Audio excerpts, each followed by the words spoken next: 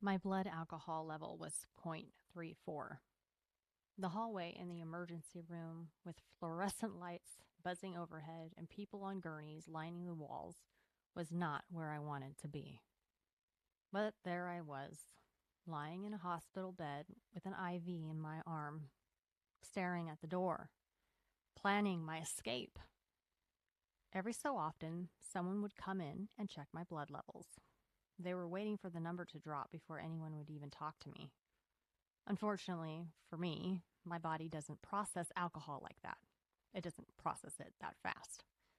If I wanted help, I was stuck there, waiting, all the while thinking about leaving, thinking about giving up. But deep down, that just wasn't who I was. My name is Evelyn. If you looked at my life from the outside, you might not have noticed anything was wrong. The cracks in my exterior were carefully puttied over every day. I had a job, a family, responsibilities, but inside, the cracks were deep. That night in the hospital wasn't the beginning of the story. It was just one of the many moments when everything I had been ignoring finally caught up with me. My blood alcohol level was 0.34 that night. And for context, most people black out long before that. Remember, the legal limit is 0.08. That I was fully awake, talking. That's addiction. It does something strange to your body and your mind. Your body adapts to the poison, and your mind convinces you that everything is normal, even when it clearly isn't. I remember lying there, restless, staring at the door, thinking about leaving, thinking about how to leave, thinking about how I could get out of there. Because even then, part of me still didn't want to face what was happening.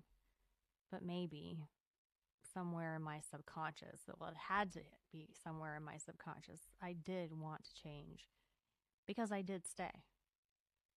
That night didn't fix everything, though. Not even close.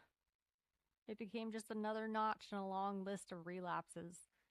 But every relapse taught me something.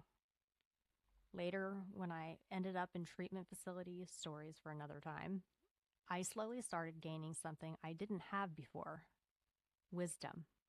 Wisdom about myself, about how to cope, and about the truth I had been avoiding for years. Alcohol was never my friend. It isn't anyone's friend.